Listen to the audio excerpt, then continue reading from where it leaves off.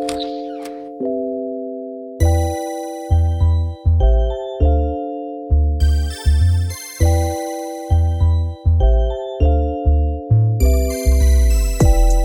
up, everybody? It's your girls, Oyin.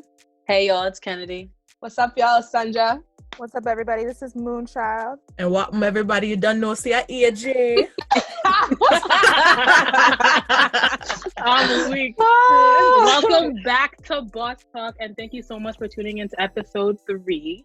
We are so excited to have you join us for today's topic, which is on our experience as Black athletes at a predominantly white institutions, also known as a PWI. But before we dive into the topic, we wanted to play a little game called One Gotta Go. Alrighty, who wants to start us off? I got it. So this is, deals with beauty and whatnot. So one has to go. Getting your hair done, which is wigs included. The second one is combined with nails and toes done. The third is eyebrows done. And then the fourth is getting your lashes done. So one has to go. Getting my lashes done is gone. What was the third one again? Eyebrows. Damn, Alyssa. Excuse me, damn.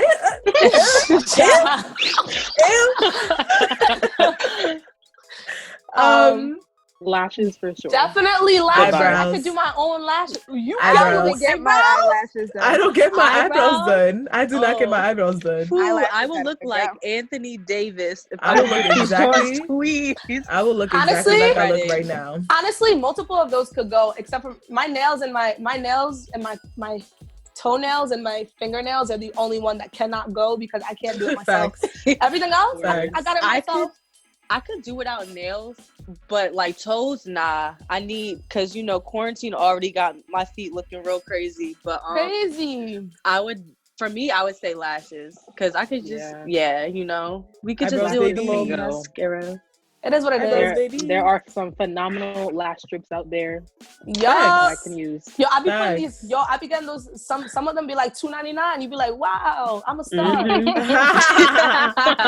I'm a star. So mine is food related because y'all know I'm a lover of all things food related, fast food specifically. So mine is about French fries. I'm hoping that y'all like French fries, so this is a useful Yes, I topic. love potatoes. Love potatoes. All right, one gotta go. Fast food spots. Who got the best fries? McDonald's, Chick-fil-A, Wendy's, or Popeyes? Popeyes. Wendy's Go. Wendy's fries gotta go. Yeah, I don't like Yeah. Popeyes seasoned fries. I don't like for the Wendy's biscuits, fries. not for the Good. fries. I Yeah, like Popeyes I fries like be their good. seasoned fries. What are And you they talking get about? cold. They get cold fast, and I'm Okay, Where so you going? So you all fries. I go for, Where I you go for going? the Did they get biscuits, not the cold? fries. I go for the biscuits, not the fries. Okay, we're dry talking ass about nigga fries biscuits. right now. Kennedy, I you also know. eat the biscuits without drink. So Yeah, Girl, they- no bag. Kennedy No be eating bag. biscuits with no bag. I'm Nothing. dead. I promise you, I would take that extra biscuit and hold the fries at Popeyes, for real, to be completely honest. You're Wow. dragging it. You dragged it. This is not. We're not talking about Red Lobster biscuits. That's a Oh different my story. gosh. This is Alright. Popeyes. Relax. Okay, so I'm all into music. I'm a lover of music, so mine is around rappers. So I Ooh. wanted to make it as recent as possible. So I didn't want to bring the Biggies and the Tupacs because we know those can't go. But all right, 4 rappers right now. One gotta go. Kendrick, J. Cole, Drake, and Meek. Oh wow. Yeah, I made it hard because Definitely it's hard not for me. J. Cole That is and Drake. J. Cole and Drake have to stay for me. Kendrick. I would have to say Meek. Honestly, I was Gotta thinking go. me too. Meek gotta go. I was Oh thinking- no! He Okay. doesn't do it for me. Okay, so for me, it's between two that it's between. Kendrick makes phenomenal music. He does. But I don't listen to him. Like, I don't go seek out Kendrick. Like, he makes great music. Like, I cannot front on that. But out of all those 4 people, I mean, I don't seek out Meek like that either. But like, if I'm trying to get lit, I want hello. I told him meet me in the back. But nah, so I feel like maybe Kendrick might have to go. Maybe, just maybe. Yeah, I'm with Alyssa on that one, and I think Kendrick is a phenomenal lyricist. He's Mhm. definitely repping for the West Coast. But when it comes to, I got my entire life with Meek's last album. I really, really loved it. And obviously, J. Cole, you can really vibe, have a nice glass of wine. Yep. Ooh, maybe yes, girl. Throw some herbs in there, but Ooh, I ain't yes, talking girl. about that. And Drake, Drake, I didn't grown up on Drake since middle school. I cried like a little bitch baby to some Drake. A little bitch baby though. You can be a grown woman to some Drake. So I feel like I said, Kendrick, great lyricist, makes great music. He did his thing on the Black Panther album as a producer and as a performer on it. But Kendrick gotta go. Go ahead, Kennedy. Go ahead, Kennedy. Yo, you already know my love for J. Cole. J. Cole and Drake are my top two, and I don't know who's two in that one. I agree. It's really hard between Kendrick and Meek because Kendrick, my poetic brother, who is in the same category, I feel like, with J. Cole as, the type of music and the vibe that they give off. And Meek, he just be yelling at me a lot. And I don't know, but Meek got some hits. And, when I be in my hood bitch mood, I be wanting to bump some Meek. You have a hood bitch mood? I do. When I'm in a good mood, it's nice out, it's sunny, it's a little warm. I like to, But you won't listen to Megan? Hater. That's a different story. Wow. Hit her. And Good Kid, Mad City is a great album. And that's, I always go back to Good Kid. So this is really tough, but I'm gonna have to join my sisters and say Kendrick got go. Okay, let me stop y'all really right. wildin'. Let me y'all shut up. Really Everybody wildin'. shut up. Everybody shut up. You gonna convince me that I'm wrong, Sunja? Y'all are oh my gosh, I can't. Anybody knows me knows my obsession with Kendrick Lamar. It's disgusting. So for me, automatically I was like, Kendrick gotta stay. Like, y'all bugging out for even thinking he has. We knew that. Whew. Okay, so for me it was more between Meek and J. Cole. Wow, girl, The reason really why, Goodbye. listen, Linda, listen. Okay, the only reason why is because I say I had the way I had to X these out was whose album I'm most excited to hear. When something drops, who am I I need to listen to it this second, and I think for that reason I'm canceling J. Cole. Girl, wow. girl, Goodbye. girl, are you serious? I'm a real. KOD. KOD. KOD was good. Born Sinner, Cold World. Story. Forest Hills Drive. 2014. Come Forest on. Hills Drive. Come Best on, Sunja Are you auction I've okay? ever been to. Okay, he had no misses. This has no listen. features, This no has features. Are you he serious? has a lot of. I'm not gonna say he has. There's not one project that he's put out that I've been like, oh my gosh, I hate it, or I've loved every single one of his projects. I've loved every single one of his vibes that he's given me. But as far as the type of music, Kendrick, for me, it's a movie. Everything he does, every album, Billy today just sent me Kendrick might drop this summer, my heart dropped. It was that kind of feeling. But if somebody was when J. Cole's album dropped, yes, I listened to it the next day. But if it was Kendrick or Meek, I'd be up. Up to J. Cole, I listened to it the whole album through. And then I listened to it, reading the lyrics so I can fully digest what he's saying. And then I listened to it a third time. That's the type of time I'm on with J. Cole. I love that. What does that mean? I'm saying that I love him. I love his music. I'm. What are you talking about? I know you love him, but the way that you feel about J. Cole is the way she feels about Kendrick Lamar. Y'all not gonna be able to get each other. Yeah, I know. It's not gonna work out. Funny, and it's kind of funny how we're kind of opposite with that because for all the rappers that you named, those two are the ones that are probably in the same category in terms of the type of vibe that they give off. So it's just interesting how our views are so different on this. My view is final. We digress. She said, let me go last, so I have the last word. Yeah, because I knew I was gonna you guys were gonna hit my opinion, but we all here. All right, y'all ready? Okay. Yes, ma'am. So one gotta go. 90s Nickelodeon, early 2000s Disney, 90s black sitcoms, or 2000s black sitcoms. Now, 2000s black sitcoms, you know, The Game, One on One. 90s black sitcoms, Living Single and Living Color, all that, you know. I'll take Nickelodeon for 500, Alex. 90s Nickelodeon? Yep. Bro, that was 2000 like, sitcoms that gotta was go. like Yeah, I Bro, was gonna say 2000s Disney. 2000s Disney, I think. No, 2000 90 sitcoms. No, they could go. 2000 90s Nickelodeon? Are you serious? I'm be keeping completely 90s honest with you, Nickelodeon. I wasn't allowed That's to like watch Hey Nickelodeon. Arnold, all that. Like, And you're gonna tell me wait, like first the of all, Wild you guys are saying, Thornberrys. hold on, pause. You said you're SpongeBob, giving like- up 2000s Disney Channel? That's a Raven Sweet Life on Deck. Like, Yo, I'm not giving up facts. Sweet Life on I'm not Sweet Life on facts. Cody, Philip the Black Future, sitcoms. so many. Right. Yo, I Philip might Future have was to- my shit I might too. have to give that one up. I think Yeah, I'm giving that I up too. retract, and I would like to give that one up. She said I retract. Would like to give which one up? 2000s black sitcoms. Yeah, I Okay. agree. Me too. I think that I would was have to too go for me hasty. too. I was too Because hasty. with 90s, my you I'm cannot dead. give up 90s Nah. black sitcoms is Yeah, slow. over it. Very over slow. it. Absolutely not. But Kai, you really sticking with 90s Nickelodeon? For real? yeah. Nah, Damn. Kai, you sorry. bugging out.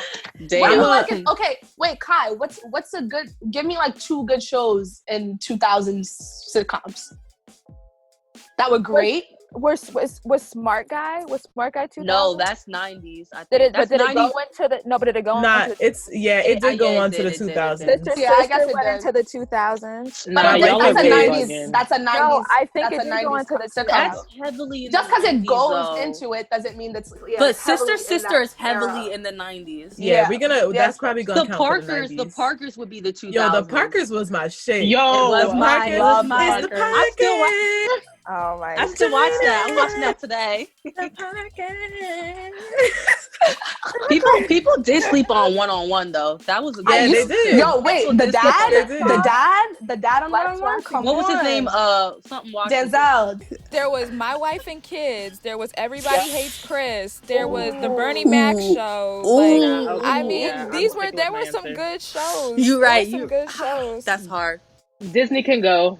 Disney Disney can cannot Nah, go. I'm still sticking with my answer. Me too. Disney cannot go. Yeah, You can Disney tell me. can't go. That's all. Honestly, Come on, High School Musical. Disney can go. Disney can go. High School Musical. No, I mean I loved it. I loved. Cheetah Disney Girls. back You in giving the up day. Cheetah Girls? Yeah, nah, you can't That's give Little that up. Raven. That's Yo, Little Cheetah- Raven. Stop. Yo, my childhood was on the Cheetah Girls. Yo, Nah, me and for my real. cousin would print I out used to the have the lyrics cheetah. I when used the to have the movie cheetah came out. thing. I used to have Yo, the cheetah yes. thing. Yo, we would be Sunja. we would be dancing with the paper in front of us, singing all the songs. Are you kidding Also- me? Yo, I'm Wait, weak. hold on. Also, y'all used to watch Single Ladies all the time. I do love Single I Ladies. never watched Single Ladies. So one gotta go. This is the Black Athletes edition, the best Black Okay. athletes of all time. Muhammad Ali, Michael Jordan, Serena Williams, or Usain Bolt. I will take Usain Bolt for 500. I think he's Yeah, a great yeah. athlete, but he has to go. Yeah, you know me. I have to big up Jamaica, but I'm sorry, you saying. I refuse to pick. So I don't know if it works. We can like move that. on. It definitely doesn't work like that. If this is a Actually- test, you would got a 0 for that question. Actually, I'm okay. You don't I'm get okay. partial credit. I'm okay with the 0. Wow. I'm okay. Wow. Because I just feel like I said, I just feel like with those 4 athletes, they've just done so much for that sport and the popularity of that sport. I think it's hard for me to pinpoint this is it's like saying oh, this person is better than this person, but we're Yeah. comparing basketball and soccer, you know? Because Mhm. I if see you what you're wanted to, if you threw freaking Lionel Messi in there, it would still be just as hard for me because Mhm. in each sport it makes a difference. I see. I Yeah. see. So speaking of Black athletes, and being that we were all Black athletes at some point,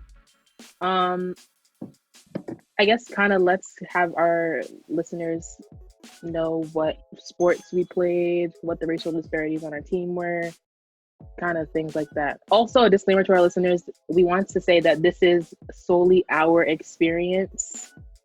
So we don't want to speak for anyone else's experience because obviously everyone's experience is different. So this is just solely our experience. But I guess we can just start off with what sport did everybody play and just go from there. So, Kennedy, Kai, and I, as you guys probably know from listening to our intro episode, I think we played basketball at Binghamton. Yes, there were racial disparities on our team, and obviously you don't come into a situation like, I can say that most of us were new to the program, so it wasn't, I'm not saying it wasn't like that when we got there. It's just like, you know, once you kind of get comfortable with your group of people on the team and you gravitate towards who you gravitate, it looks as though there is a racial disparity to the outsiders, because the 4 Black people on the team had the best connection with each other, and the white people on the team had the best connection with each other. So yes, it looked like there was a racial disparity, and it kind of fed from the outside in a sense, because the racial disparity kind of grew within us because we were being told that it looks like we're segregated. And, you know, I don't think it was originally solely about race, but over time it became that way because of what we were being told about how it looks to other people. All right. And I can definitely agree with Alyssa. I myself and Oyin ran track at Binghamton. I ain't run nothing. Neither did I, sis. I jumped and she threw. But I agree with Alyssa. I think the racial disparities, like, it's something that you can visually see. Like, obviously when you enter a room or you enter a team or a new environment, you can noticeably see, like, you know, differences between you guys. But I think the disparity, to Alyssa's point, came like unintentionally. It was kind of just like because of the gravitation towards our own race and like our own backgrounds that were similar. We formed kind of connections and bonds in that way. And it seemed, to Alyssa's point, like to the outside world, well, not really seemed, it did create a type of racial disparity. So I guess you could all say that we were all Black athletes at Binghamton. So just like Alyssa and Sunja were saying, it's very easy to connect with someone who looks like you, right? So I guess how would you explain to our listeners, how did we build that bond outside of just being Black athletes? I think for me, at least, when I came to school, I mean, you naturally have, you know, similarities because of, you know, cultural things that you can relate to. And I think even, you know, amongst, like, you know, Sunja, Alyssa, you guys have Caribbean backgrounds.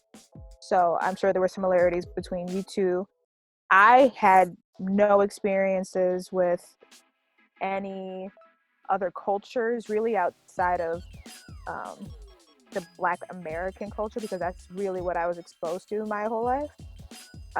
So being exposed to that and going to the like the West Indian Day parade in Brooklyn, like, that was really cool. And I think I was able to grow so much more as a person because I was learning about you guys and Oyin too, trying new foods, being on another part of the country where there's so many different cultures just in New York alone.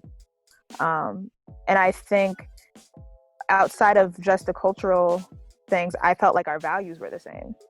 Mm-hmm. And I think ultimately, because there's so many people that are Black that I'm not cool with, mm-hmm. but, you know, we all had the same values. I think for the most part, we were all religious too. Everybody, our friend group, are we all Christians? I don't know if I'm making that up. No, that's true. Yeah, we're all Christians, so it's like you meet people that are like-minded, faith-based, spiritual, and I think that just helped to foster like not a better experience for me, but that was what I was looking for, even though I wasn't looking for it.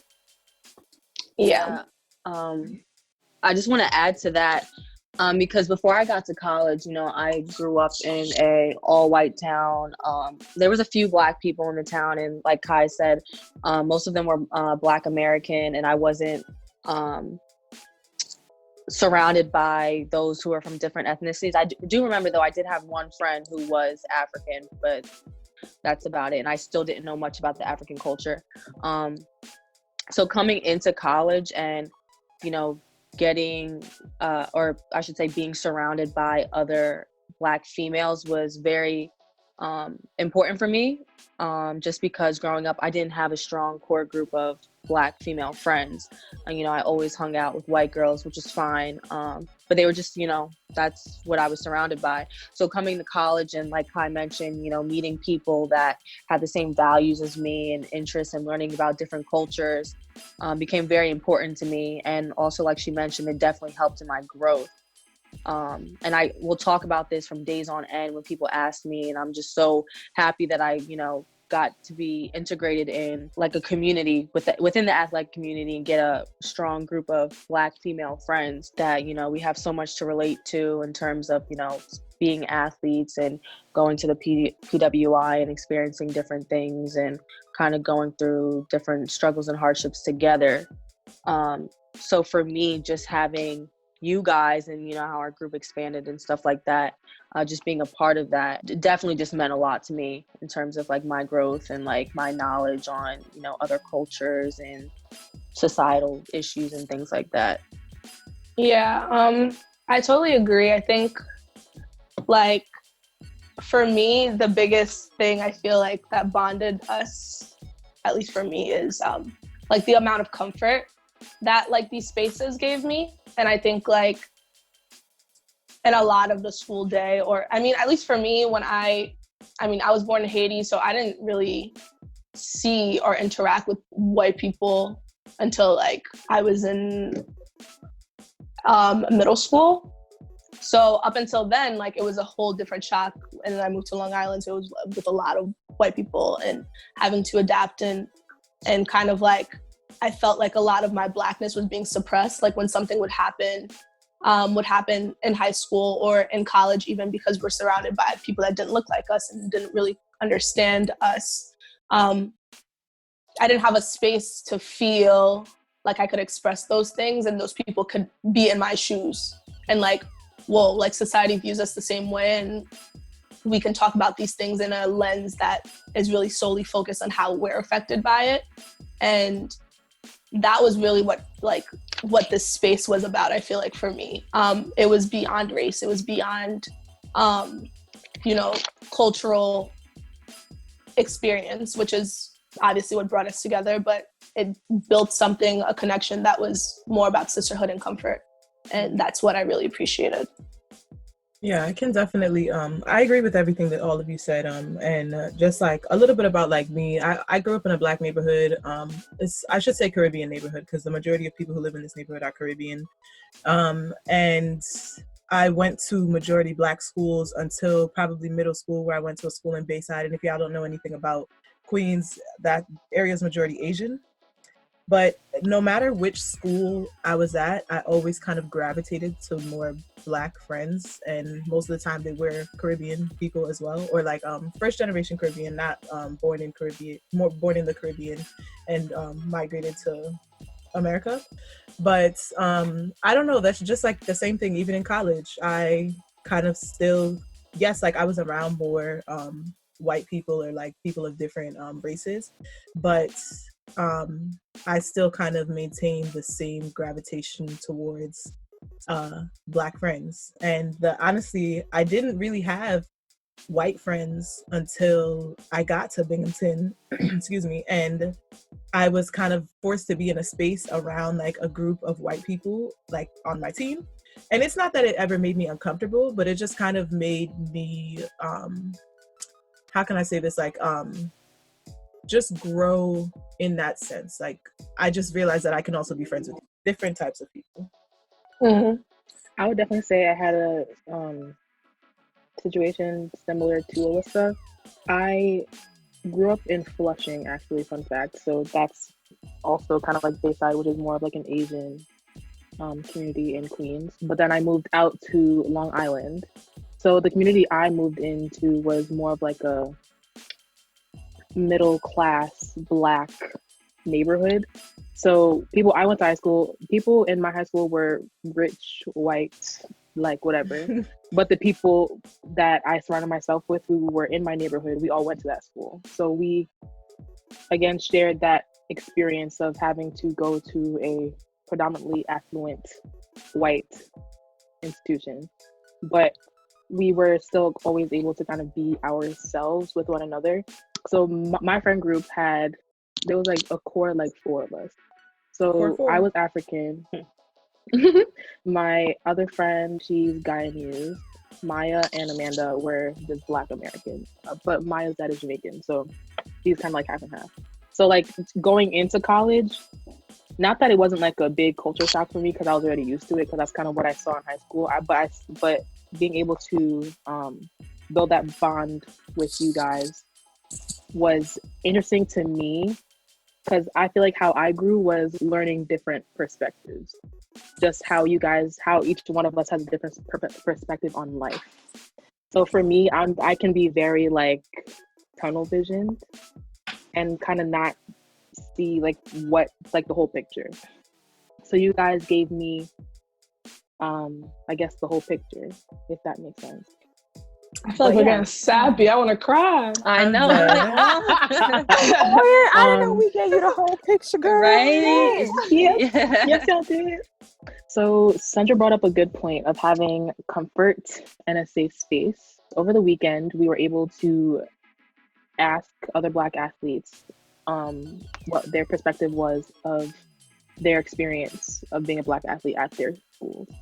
So one of the responses that we got spoke about having or not having adequate representation in their administration and in their coaching staff.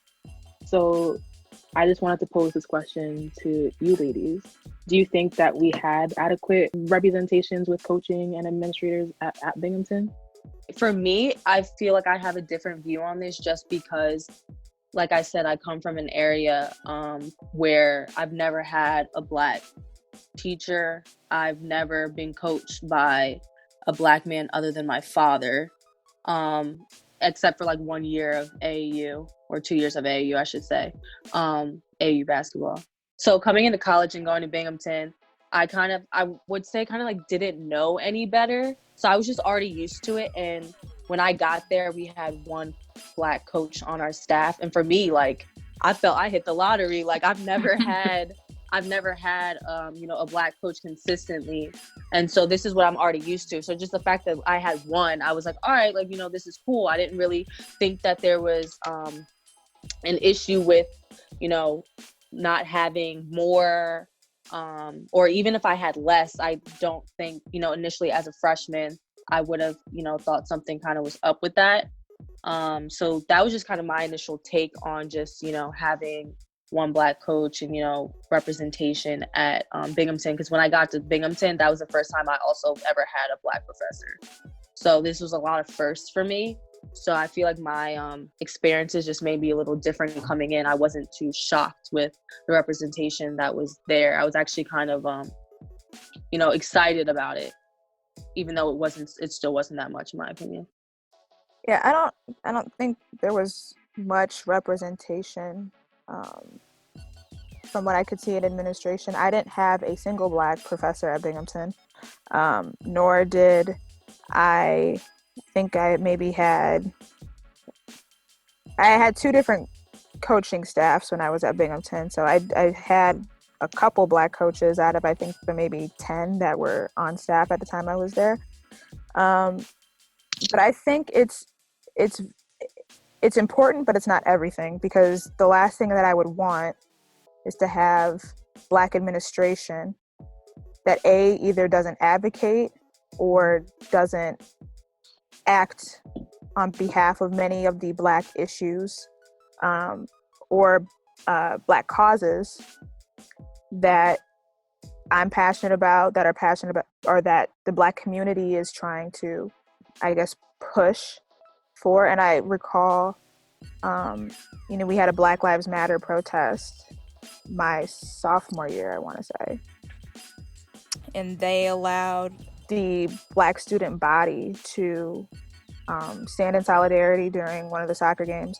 And I remember that being a particularly, I guess, and I don't know exactly what I would call it, but obviously it wouldn't be well accepted by everybody. But given the racial tensions that were happening in the country and how it affected us as Black students and as Black student athletes and trying to support what Colin Kaepernick stood for, it was a cause that, you know, I wanted to be a part of. I know there were some coaches in the administration that were not Black, but supported their student athletes in that movement. So it doesn't necessarily have to be a Black coach, a Black professor, a Black vice president. If you can stand with or support, I think that's great, even though I would love to see more Black women especially, but also Black men at the forefront of our athletic department, since that's where I spent most of my time in college. Yeah, I just want to piggyback off of that. I think it's so important that you said it doesn't necessarily matter if you're Black for them to represent you, because it's like we can have Black staff, but if they're silent, what does that do for us as athletes, right? What does that do for us advocating for ourselves and feeling like our coaches, who, you know, are supposed to be kind of like our guardian angels away from parents because they're like our first kind of line, should be like, my parents should feel safe kind of leaving me with you. My parents should feel like you have my back kind of thing. And I think one thing that I feel like I lacked wasn't necessarily, you know, coaches that spoke out, but it's almost like coaches that stood in solidarity. Coaches that actually, without, you know, they're not talking to you in private or in silent, right? About like, oh yeah, I definitely get what you're doing. But like, when you see me doing this movement and you see how people are reacting to it, you aren't saying anything. So that's also not feeling like it's a true representation, a true advocacy platform in the administration in that end. Yeah, I think it's important to understand the climate and the time frame that we were at Binghamton and this question as well. Because when the earliest, I was probably Sunja, Oyin, and I were at Binghamton all at the same time in the beginning. I came in the summer of 2014, but you guys came in the fall of 2014, correct? Yeah. So when I came to Binghamton, the racial tensions in America were pretty low, standard, I guess you could say. But I mean, like, you know, like, you know. And 2 years later, President Trump gets elected to office, and number 45. Right, exactly. Donald. And Don, Agent Orange, all of that. I'm not even gonna give him the platform. I'm not giving him the platform. Let's not talk about him. So there was a lot of rising racial tension in throughout the entirety of his campaign, and obviously when he got elected into office, and even up till right now. So I'm not saying that representation in administration wasn't as important when we got to Binghamton, but I'm saying it became more important when we realized that nobody in administration had our back. Mm-hmm. It became important when we realized that a lot of our coaching staff didn't have our back. And I'd like to say that it's because they didn't understand, but you know, at some point we have to stop making excuses for people. Like, so no, I don't think that we were represented well in administration, especially when it counted, especially when it was most important. You know, people will always rush to their judgments, and I think a lot of that took place throughout that time when we were at Binghamton. I definitely have to co-sign that. Do you think that is it our responsibility to educate them on what is happening kind of in real time? Do we give our non-Black administrative coaches and teammates the benefit of the doubt that they don't know any better? They're not educated on, obviously they don't know what it's like being a Black student athlete. They don't know what it's like being Black in America. But do we give them the benefit of the doubt? And is it our responsibility as Black people, Black athletes, Black women, to educate them on what it's like, what our experience is like?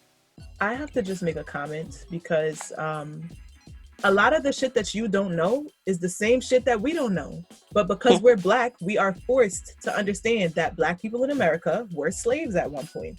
Now the slaves got freed. There was a civil rights era. There was Jim Crow. There was all of, like, we are forced to know that because we are Black. So no, it's not our job to teach you. You can open a book, you can type something in online, do your research. We all have degrees at this point. Everybody at Binghamton University has a degree. We can use them. We can use our brains. That's not my job. Especially not as a 17, 18, 19-year-old Black person, me teaching a 30. Of course, you can always ask questions, and we want you to, some of us want you to ask questions, because this is the perfect climate. Like, if I was on a team with white people, I would want them to feel comfortable asking me certain questions so they don't go out and get asked some other person that they do not know the wrong question and get fucked up. But like when it comes to the 30-year-olds, the 40-year-olds, y'all have been on this earth entirely too long for me to be educating you about this right now. And it's crazy to think that, like, I have to teach you how to be around somebody because I'm Black. Like, I have to teach you how to be around that. I have to teach you how to interact with that. Like, why is it my job when, again, it's a two-person relationship? Why is it always my job to have to teach you about yourself or about how to interact with people, humans? I have to literally teach you how to like this and the third and whatever. And I feel like as coaches and as, like, even teammates, anybody that you work together, it is your responsibility to know, to educate yourself, to understand, to seek to understand. And the fact that you're sitting here like, oh yeah, I guess I just didn't know that I should have said something. You saw people. Come on. Hey, I will. It's crazy. And at that, just ask. Like, just let's sit down and have a conversation and just ask. Sometimes. I feel like for me, I never realized how much, that type of thing, what you guys are touching on, irritated me until I came to college. And like I said, through my relationships, building my relationship with you guys and our other female Black athlete friends, and kind of just growing my better understanding of, like, being Black in America and things like that, just because I feel like I didn't start to experience certain things until I got to college. And I feel like I was very, I don't want to say sheltered, but where I was from, like, I knew I was Black, obviously, but I feel like it wasn't completely thrown in my face that I was Black until I got to college, meaning people really, the type of questions that they were asking and how they made me feel about my Blackness. I didn't start to really feel those things until I got to college, So just experiencing all of that and again, with the type of climate that was going on with Colin Kaepernick, number 45 getting elected as president, things like that. And just, I feel like the ignorance was rising and people were becoming more bold. And, just because of who's in office and things of that nature. So I feel like I had to be more on guard with what my surroundings were like and just being more aware of the people that were around me, non-people of color, just, acting a certain way towards me. And then I kind of, realized, like, okay, like, this is how the real world is. I feel like growing up, it wasn't a good representation of how the real world is being Black in America. Yeah. And going to Binghamton has really showed me that. So my views on things have definitely broadened. And, having a strong group of Black female friends has definitely, kept me grounded in that sense of, kind of dealing with, adversity and, different types of situations that I never experienced growing up. Yeah, I think, and what I'm about to say is going to touch on, I think, a little bit of what everybody said, but I think is to answering the question about, is it our job to educate non-Black people about what's happening with us? Like Kennedi said, most of what I really learned about the African experience from the time we were brought over as slaves and how things progressed from there into what we are now, that didn't happen for me until I got to college, because I don't care if you live in an all Black neighborhood, McGraw-Hill prints the same textbooks for everybody. That's so I was not learning about my history. I learned about the Holocaust. I learned about Mesopotamia. I learned about everything else in the world. And Christopher Columbus. Christopher Ain't Columbus. that crazy? And we touched The devil. on we did touch on slavery because that was a very big part. The Atlantic slave trade, but in that same picture, same picture that they show everybody. The ship. Everybody's like this. Right, but we're looking at the ship like. But even in learning about that, you didn't really. You just brushing the surface. There's right. Well, I want to say 400 years of slavery. You can't possibly cover that. And then once you get out of slavery, you got to talk about Reconstruction. And Reconstruction era, the Jim Crow era, everything that came after that, segregation era. All of that has trickled down into what is happening with us today. And people want to say that it doesn't matter. Slavery was so long ago, and yeah, it was, but we're still dealing with the repercussions of that stuff. Yes, ma'am. But we can celebrate Columbus Day though. Right. Y'all want to forget about slavery? Right, but I'm still that was my freshman or sophomore year. I'm still learning about and trying to grow up and navigate who I am as a Black person, as a Black woman in this world. That's a lot, and I'm very young too. And obviously I'm getting older, but I'm still trying to immerse myself into knowing as much as I possibly can to educate myself. I have no problem at all if I have, non-Black friends who want to ask me questions. What I can allow you to help better understand my experience, I'll happily do. Do I think it's my job to educate the entire non-Black population? Absolutely not. I am not an educator. I don't get a salary for that. Or else I would be out here giving TED Talks. But I appreciate people that would want to learn and can say, I pick up a book. Definitely, that's the best way to start. Because the same way you can take a German history class, you can go take an Africana Studies class. Best decision I made. Right, best decision I ever made too. So I think definitely educate yourself, and I would encourage a conversation. I think that's something that a lot of people want to shy away from because they're afraid of offending people, and I think that's also too much of what we get caught up in now is offending people. People don't even want to refer to me as a Black person. Yeah. You're not calling me an N-word? They just say person of color. Yeah. Well, they say, like, can I say Black or they'll say African American. Like, I know, but I remember one of my sister's friends said you can't say. I think it was like you can't call her Black, and I was like, why? Because they were younger, so they just didn't know that it was always African American. Right.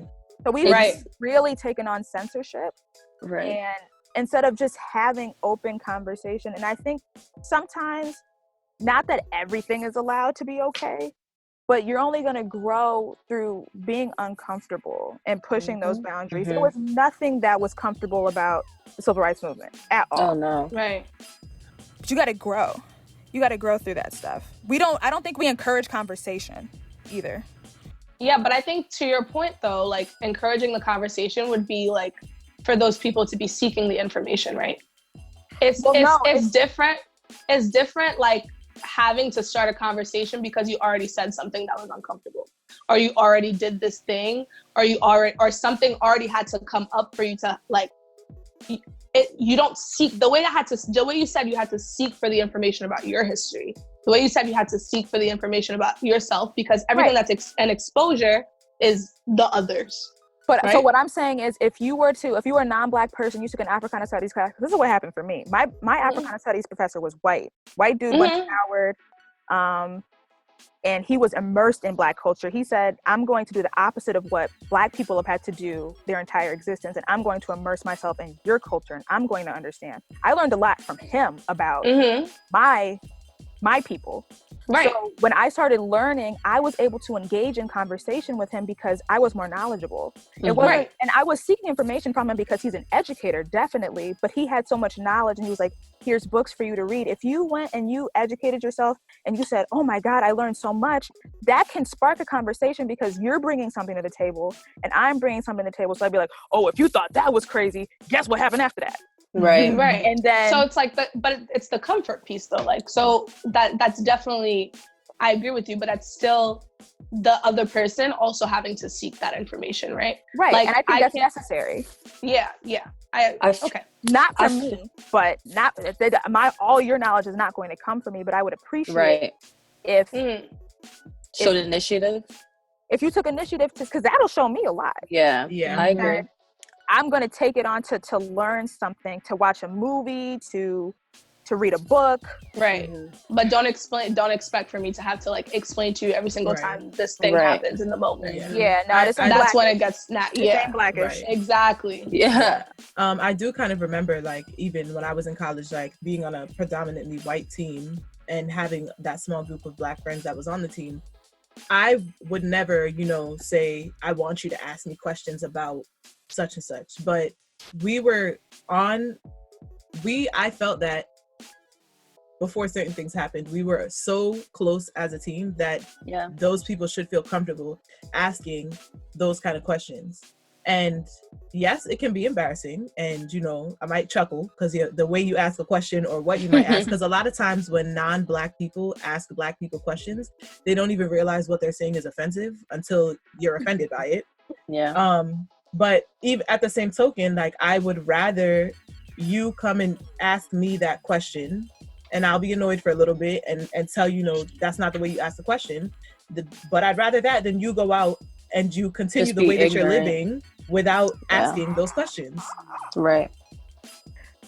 What I've noticed when I came to college, which I was not aware of, but a lot of non-Black people, or not a lot, but there are a good amount that have never had experiences with Black people at all. So I had to come to the realization that for some people, I might be the first image of a Black person that they see outside of a movie. Because if they think everything is boys in the hood, they might be afraid.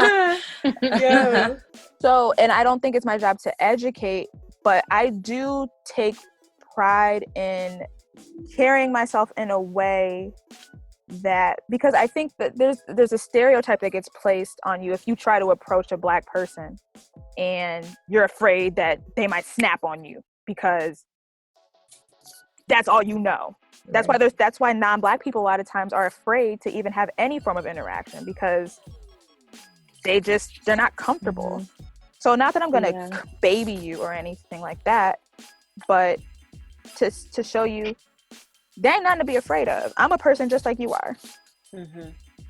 And if you show that you are willing to take initiative and truly try to understand, who am I to be like, now you need to figure it out?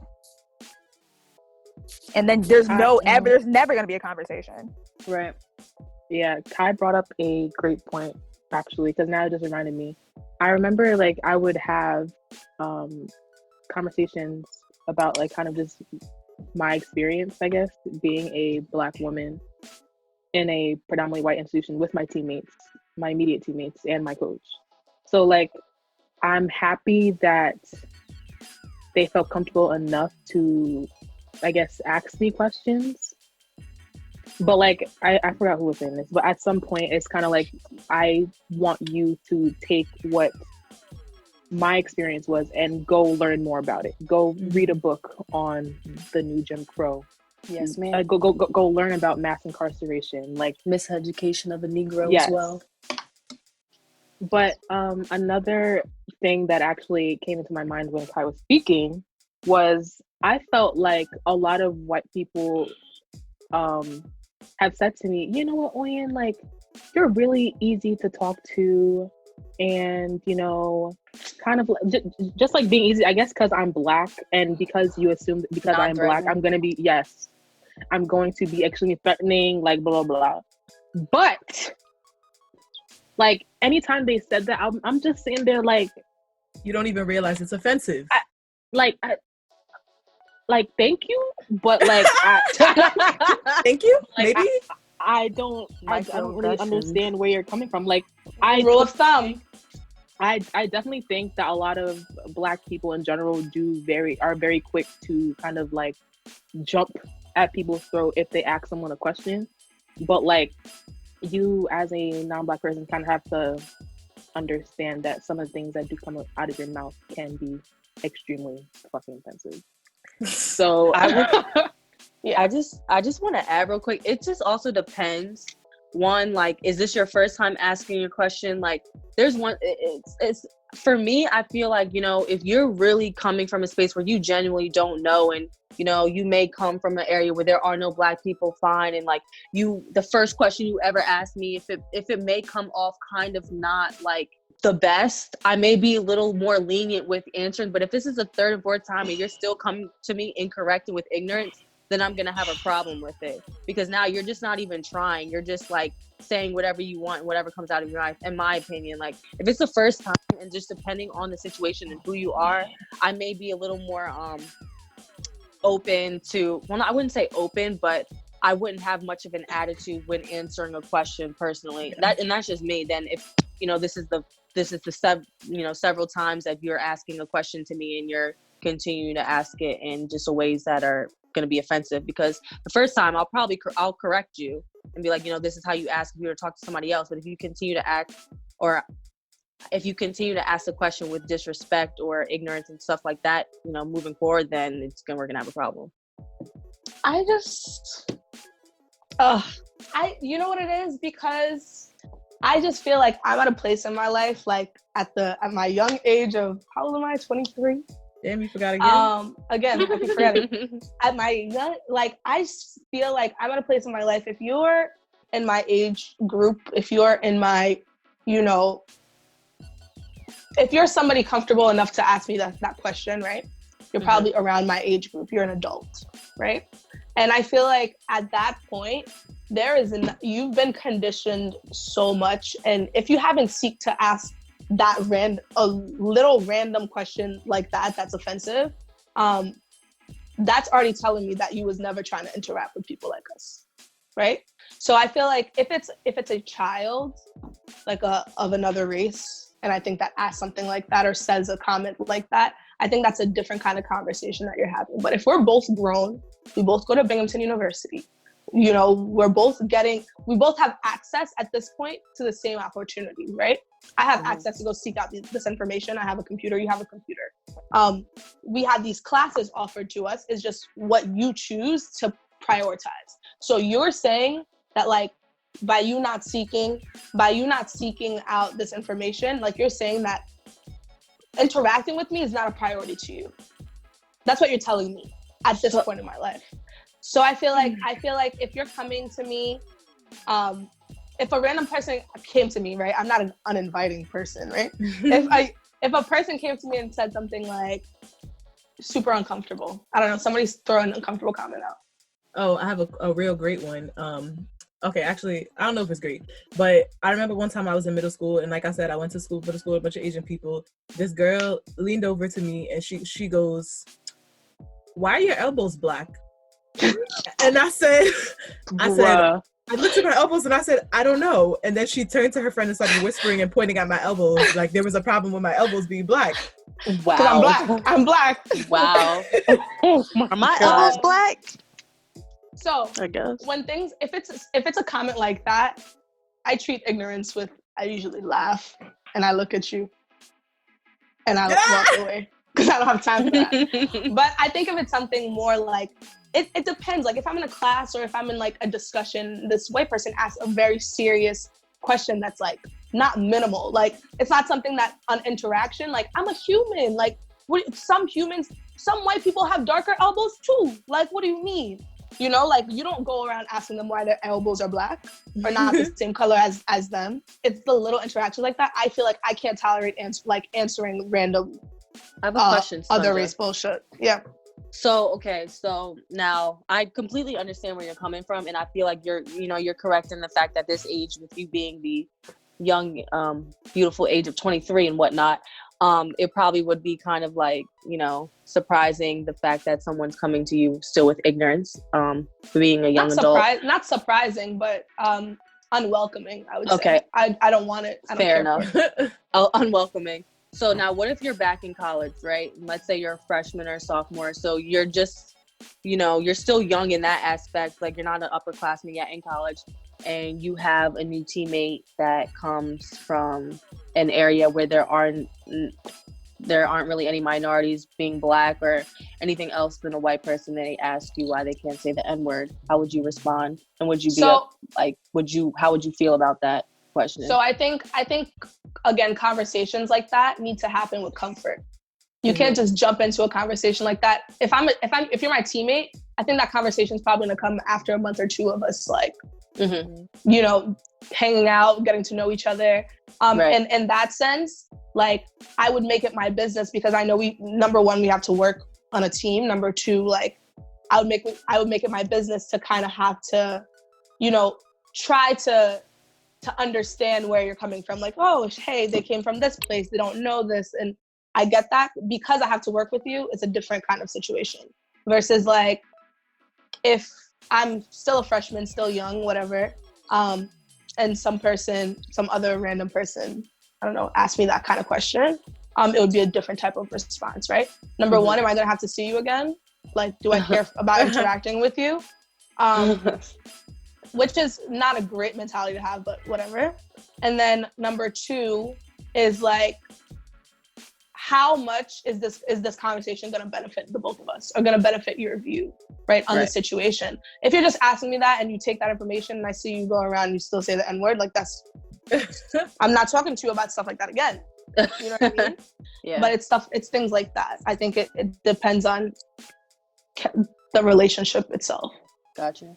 You guys brought up a great point, and it kind of got me thinking.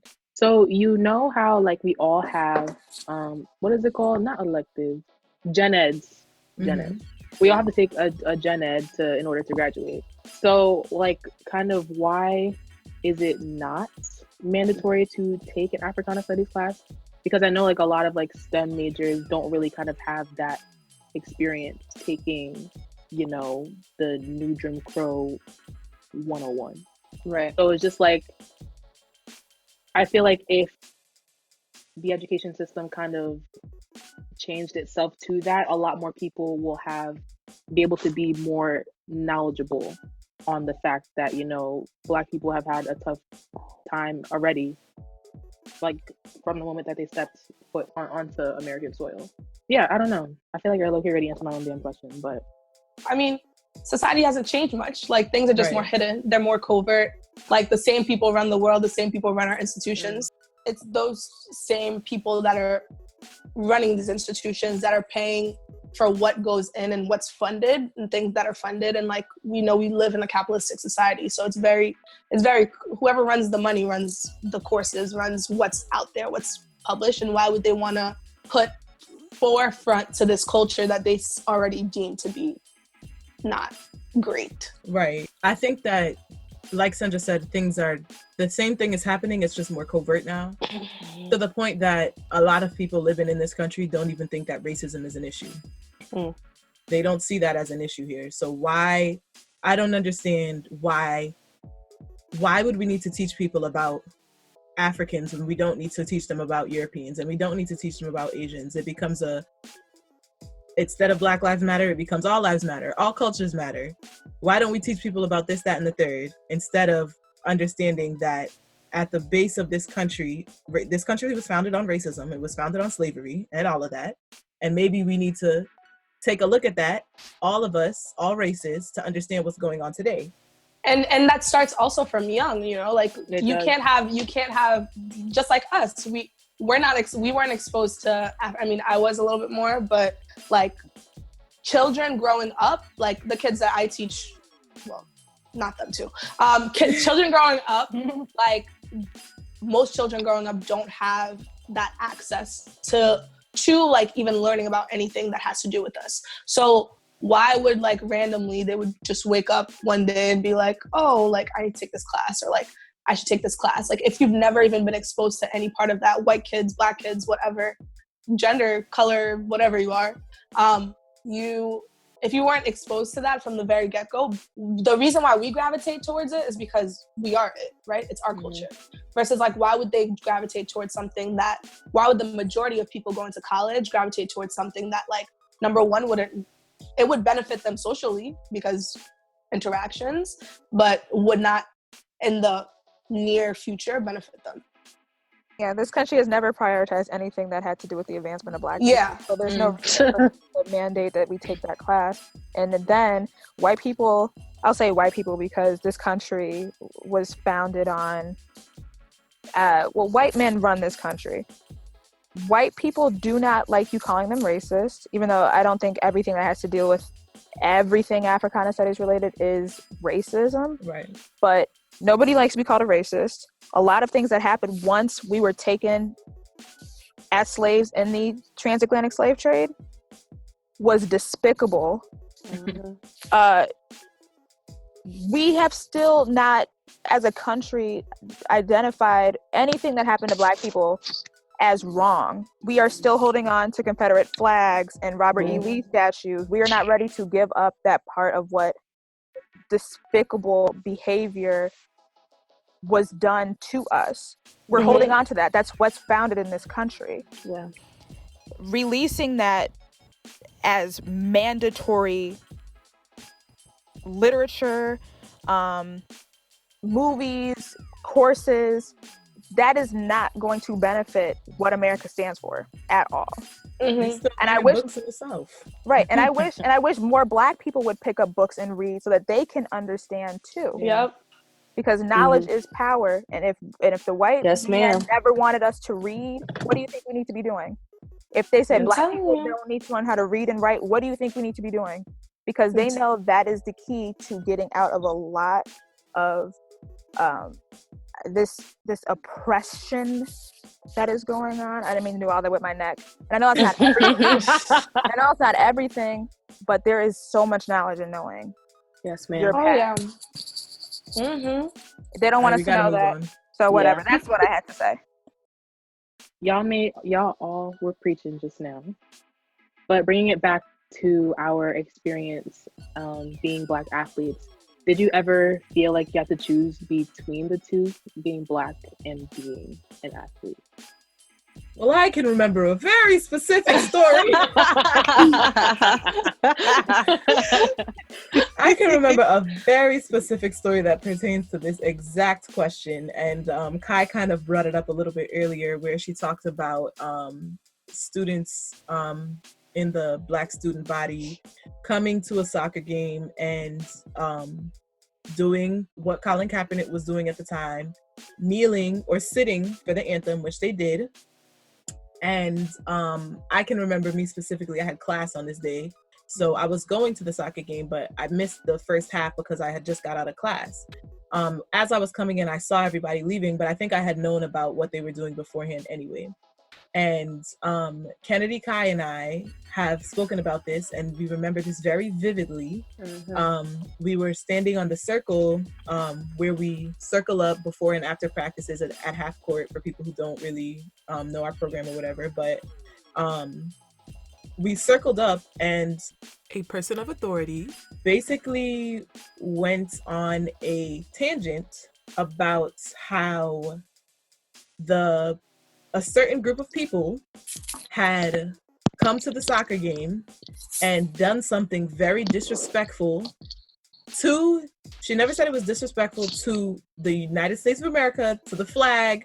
She said it was disrespectful to the soccer coaches and the soccer players because they came in, they didn't even stay past the first 2 minutes of the game. They just came in, they sat down for the anthem, and they left. It was disruptive to the players, it's disruptive to the coaches, and it was disrespectful. And went on a tangent about this. And mind you, that wasn't the truth. They came to the soccer game, they sat down for the anthem, that part was the truth.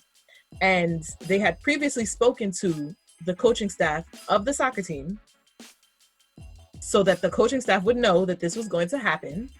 And they didn't realize that soccer had only had two halves, and they were not going to sit at the soccer game for, I don't remember. Right. No, they left before the half. And that's why she said it was disrespectful. Oh, okay. Slightly before the half. She left. But I was there. Oh, okay. Yeah. So I was there. So you can finish up on that. Yeah. I know Alyssa said that she wasn't there, but I was there. Kai, you were there, correct or no? I was with you. Right. Okay. Yeah. So it was me and Kai. We were there, and I believe one of our other teammates were there as well. So they did leave, or I should say, we did leave before the half. However, in my opinion, like, it wasn't super disruptive. Like, I don't think anyone was really paying that much attention. I think they saw that we were sitting and they looked at that, but after the national anthem and they stayed and watched a little bit and then they left, I don't really believe that any of the other spectators cared. I was there as well. Like, I was definitely all up in that protest. I didn't care. Because ain't nobody gonna make me choose. But I definitely vividly remember, like, just like you guys said, sat down, got up, sat down for the national anthem, stayed a little bit longer. Everybody left, and then we went and we had a whole discussion on it. It wasn't like, oh, we left, we dispersed, like that's the end of the movement. Like, we did this and that and the third. And then also, people get up and out of stands all day long in every sport. You're not gonna tell me that this one group of people all of a sudden just showed up and they wanted to leave early, so they left early. That was disruptive to our game. Focus on your game. What's wrong on the field? Facts, like, what's wrong with you? Like, but I think it's definitely just another excuse to be like, well, it wasn't because of the movement. It was because they got up and disrupted. Right, exactly. No, you didn't like that Black people showed up and stood in solidarity or sat in solidarity at something that took away attention from your program. And that's exactly what it did, and it got you upset. Yeah. Personally, while I was on the circle and reading my teammates' faces, it just was an uncomfortable situation. And I'd wish that it wasn't handled in that way, because as a non-Black person who is unsympathetic to the Black cause, don't get to tell me how to conduct this business. You don't get to tell me how to feel about it. You don't get to tell me how I can speak about it, because you don't understand. And it's not because you can't understand, it's because you don't want to. You have your own preconceived judgments about the movement and about the cause or whatever. And that is what you're bringing to the table. And that's what you brought to the circle. Just going off of that again, because I'm on the team, obviously, and I was there. I just remember feeling just extremely irritated with the whole conversation, just because obviously we knew who the conversation was guarded towards. The way that it was presented made it seem like it could have been anyone on the circle, but everyone knew exactly who the conversation was about. So it just kind of made it even more awkward within the team that it was presented in a way, or I should say that it was presented in that way. And for me, I've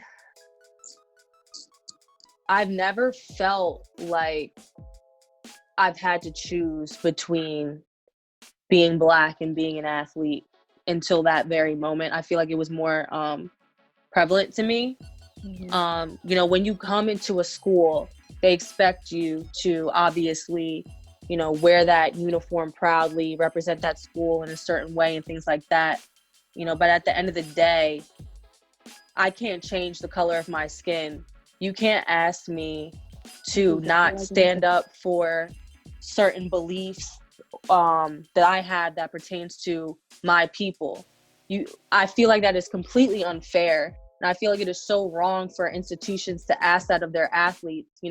We bring in so much money for the school, and for you to ask us to choose or to make it an issue that we're standing up for something that is so important to us, I honestly I couldn't believe it. I was honestly disgusted, to say the least, in that sense. I just felt like it was completely unfair. I've never been put in a situation like that before, to be honest. I never have until that very moment. Like, I felt like you couldn't be a Black athlete. It was either one or the other. And I feel like in that specific instance, it became more aware to me that kind of was the situation that I was in. I think that was probably the first, demonstration standing in solidarity with Black causes, Black issues, Black rights that I had ever done. So I'm proud of doing that. Even, I knew it wasn't going to be accepted by everybody, and that was fine. Everybody doesn't have my experience. Everybody doesn't have my viewpoints. So, but I think for me, and I think I can speak to this more so from my final year in college, I started to get, I guess, more attention because I had done better this year. Some national attention. A lot of it was in the city of Binghamton and at the school. My coach was different. So I'll make that point in regards to just how her viewpoints were. I never had a conversation about my experience as a Black person, but my general viewpoint was that she was very supportive of my experience and things like that. So I appreciated that. I do know that there were a lot of things that I felt passionately about. I was not aware about the area of Binghamton, the racial tensions that existed there. I was not aware even that the KKK, I believe that was like one of the first like original places that they started. Yeah, I didn't know that until I was a freshman. Obviously not very advertised. They're not going to tell you that on your visit. They Sure won't.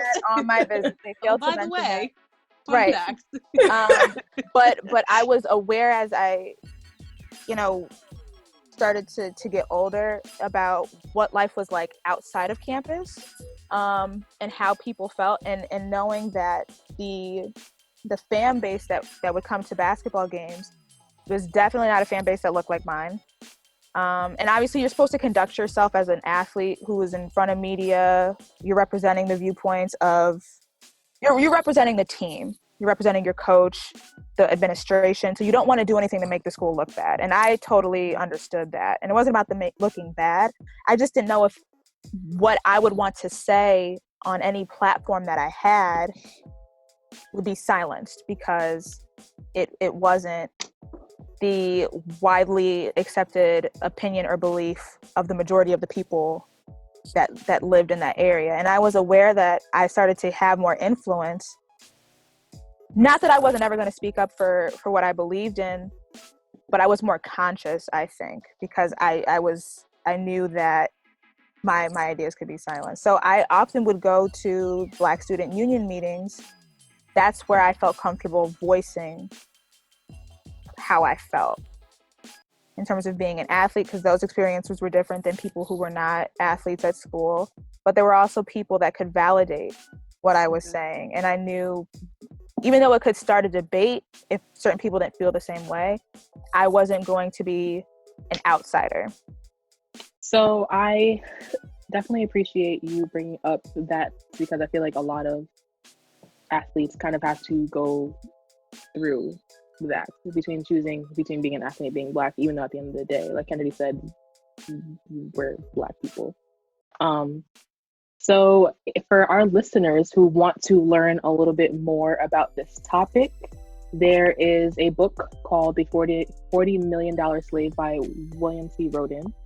If you wanted to check that out. You can also check out The New Jim Crow by Michelle Alexander. That is a very good one. Highly recommend. Other than that, it's been real. Thank you so much for tuning into episode number 3, and we can't wait to catch y'all on the next one. Bye. Bye. Bye.